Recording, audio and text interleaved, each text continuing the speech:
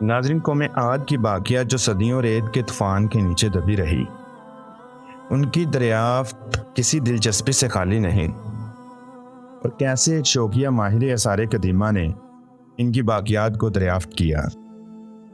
1990 کے شروع میں دنیا بھر کے معروف اخبارات میں یہ خبر شائع ہوئی، عرب کا فراموش شدہ شہر دریافت کر لیا گیا، ریت کا سمندر آبار دریافت ہو گیا۔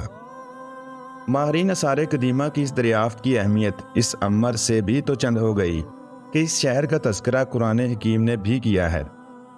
بہت سے ایسے لوگ جن کا خیال تھا قرآن میں مذکور قوم عاد یا تو کسی داستان سے تعلق رکھتی ہے یا ان کی جگہ کا تعین ناممکن ہے، اس دریافت سے ورد حیرت میں ڈوب گئے۔ وہ شہر جو بدوؤں کی زبانی داستانوں میں موجود تھا، اس کی دریافت سے بہت ہی دلچسپی اور تجسس پیدا ہو گیا۔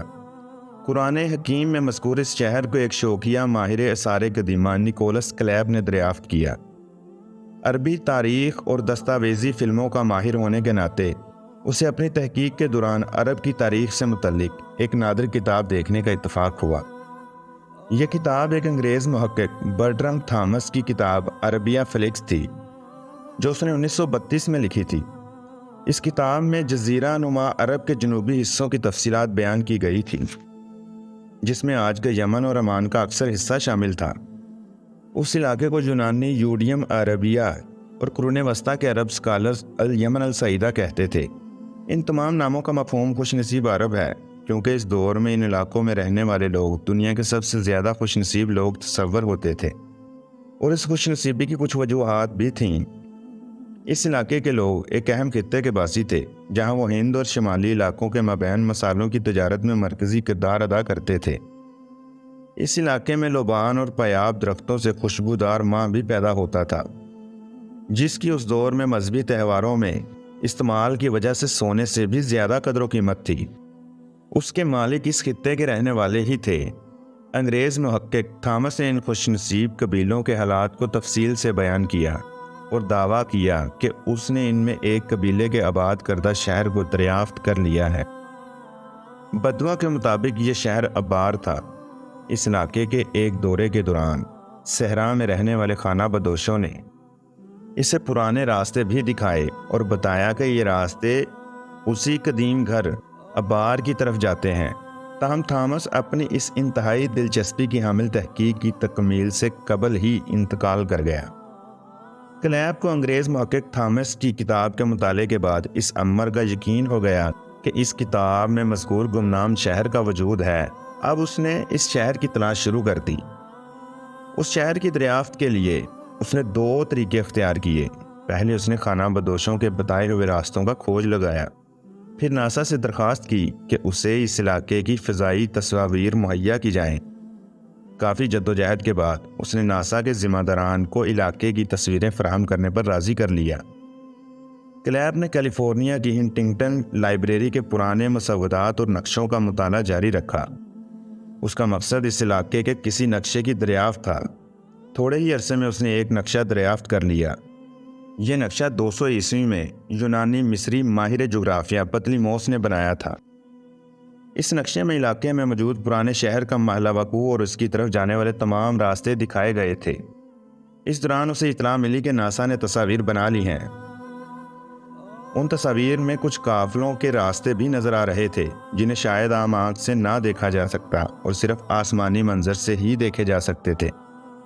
ان تصاویر کا تقابل پرانے نقشے سے کرنے سے کلیب اس نتیجے پر پہنچا کہ پرانے نقشے میں جو راستے دکھائے گئے تھے وہ وہی راستے تھے جو سیٹلائٹ سے لی گئی تصاویر میں نظر آ رہے تھے۔ ان راستوں کے آخر میں ایک وسیع جگہ واقع تھی جو لازماً کبھی کوئی شہر تھا۔ آخر کارخانہ بدوشوں کی زبانی کہانیوں میں بیان کیے جانے والے قدیم اور افسانوی شہر کا محلہ وقوع دریافت کر لیا گیا تھا۔ کچھ وقت کے بعد کھدائیاں شروع کر دی گئیں اور ریت کے نیچے سے پرانے شہر کے آثار سامنے آنے لگے۔ اس طرح اس پرانے شہر کو ریت کا شہر آبار قرار دیا گیا۔ وہ کون سے شواہد تھے جن سے یہ ثابت ہوتا کہ یہ شہر اسی قوم عاد کی بستی ہے جن کا تذکرہ قرآن حکیم میں کیا گیا ہے؟ کھدائیوں کے آغاز میں ہی جب آثار سامنے آنے لگے، یہ حقیقت واضح ہو چکی تھی کہ یہ تباہ شدہ شہر قرآن حکیم میں مذکور عاد اور ارم کے ستونوں کا شہر ہے، کیونکہ سامنے آنے والی تعمیرات میں وہ مینار بھی شامل تھے جن کا ذکر قرآن حکیم میں کیا گیا ہے۔ کھدائیاں کرنے والے ٹیم کے نگران ایک محقق ڈاکٹر زرینز نے بتایا کہ چونکہ میناروں کی تعمیر آبار کی اہم خصوصیت تھی اور ارم میں مینار یا ستون تعمیر کیے گئے تھے، سو یہ اس بات کا قوی ثبوت تھا کہ سامنے آنے والا شہر قرآن حکیم میں مذکور قوم عاد کا شہر ارم ہی تھا۔ قرآن حکیم میں ارم کا تذکرہ یوں کیا گیا ہے: کیا آپ نے ملاحظہ نہ کیا کہ آپ کے پروردگار نے قوم عاد کے ساتھ کیا کیا؟ بڑے بڑے ستون والے جو ارم کہلاتے تھے، جن کا مثل دنیا بھر میں کوئی پیدا نہیں کیا گیا۔ ان شواہد سے ہم کہہ سکتے ہیں کہ آبار لازماً وہی شہر ارم ہے جس کا تذکرہ قرآن حکیم میں کیا گیا۔ قرآن حکیم کے مطابق اس شہر کے مکینوں نے حضرت ہود علیہ السلام کی دعوت پر لبیک نہ کہا، جو ان کے پاس اللہ کا پیغام لے کر آئے تھے، اور اس طرح وہ تباہی سے دوچار ہو گئے۔ شہر ارم کی بنیاد رکھنے والے عاد کی شناخت بھی موضوع بحث رہی ہے، کیونکہ تاریخی ریکارڈ میں کسی ایسی قوم کا ذکر نہیں ملتا جس نے ایسا کلچر یا تہذیب قائم کیا ہو۔ اس سے گمان ہوتا ہے کہ اس طرح کی کسی قوم کا وجود تاریخ میں کبھی موجود ہی نہیں رہا، مگر دوسری طرف یہ امر بھی باعث حیرت نہیں ہونا چاہیے کہ ان لوگوں کا تذکرہ قدیم تہذیبوں کی تاریخ یا ریکارڈ میں موجود نہیں، کیونکہ یہ لوگ جنوبی عرب میں رہتے تھے۔ یہ علاقہ وادی نیل یا مشرق وسطیٰ سے بہت زیادہ فاصلے پر اور الگ تھلگ واقع تھا، اور ان لوگوں کا ان سے بڑا ہی محدود تعلق تھا۔ یہ ایک عام سی بات ہے کہ وہ ریاست یا ملک جس کے بارے میں ہم اکثر کم جانتے ہوں، اس کا تذکرہ تاریخ میں نہ آئے، مگر اس کے باوجود مشرق وسطیٰ کے لوگ عاد کے بارے میں کہانیاں بیان کرتے رہے ہیں۔ عاد کے سابق تاریخی تحریری ریکارڈ میں مذکور نہ ہونے کی ایک وجہ اور اس دور میں تحریری ابلاغ کا نہ ہونا بھی ہے، اس لیے یہ عین ممکن ہے کہ وہ تہذیب جس کی بنیاد عاد نے رکھی، اس دور کی ان تہذیبوں کے ساتھ تاریخ مذکور نہ ہو سکی جو اپنا تحریری ریکارڈ رکھتی تھیں۔ اگر یہ تہذیب کچھ عرصہ مزید قیام پذیر رہتی تو ممکن تھا کہ آج ہمیں ان لوگوں کے بارے میں زیادہ معلومات ہوتی۔ عاد اور ان کے بعد میں آنے والے اخلاف کی قائم کردہ تہذیب میں سب سے پہلے دیکھنے کی جگہ جنوبی یمن ہے۔ یہ وہی جگہ ہے جہاں یہ ریت کا سمندر پایا گیا ہے اور جسے خوش نصیب عرب قرار دیا گیا تھا۔ موجودہ تاریخ سے پہلے جنوبی یمن میں 4 طرح کی اقوام رہیں، جنہیں یونانیوں نے خوش نصیب عرب کہا تھا۔ یہ اہل حضرموت، اہل سبا، اہل مینا اور کتبی ہیں۔ ان لوگوں کی حکمرانی کچھ عرصے کے لیے ایک ہی دور میں قریبی علاقوں میں قائم تھی۔ گویا یہ کہا جا سکتا ہے کہ تاریخی اور آثار قدیمہ کے شواہد بتاتے ہیں کہ عاد اور شہر ارم، جن کی تباہی کا ذکر قرآن حکیم میں آیا، وجود رکھتے تھے۔ بعد کی تحقیقات سے ان لوگوں کے آثار ریت سے دریافت کیے گئے۔ ریت میں دفن ان آثار سے وہ عبرت اخذ کرنے کی ضرورت ہے جس کی طرف قرآن حکیم بار بار متوجہ کرتا ہے۔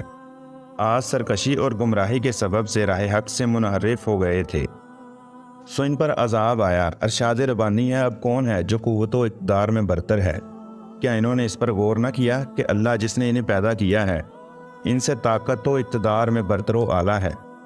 ان تمام تاریخی حقائق کا حاصل یہ ہے کہ انسان اس ناقابل تردید اور ابدی حقیقت کو ہمیشہ کے لیے اپنے دل پر نقش کر لے کہ صرف اللہ تعالیٰ کی عظیم ہستی برتر اور غالب ہے، اور انسان کی فلاح اسی میں ہے کہ وہ اللہ تعالیٰ کے ساتھ اپنے تعلق بندگی کو مستحکم کرے۔ اللہ تعالیٰ ہمیں بہتر طور پر اپنی بندگی کا حق ادا کرنے کی توفیق عطا فرمائے۔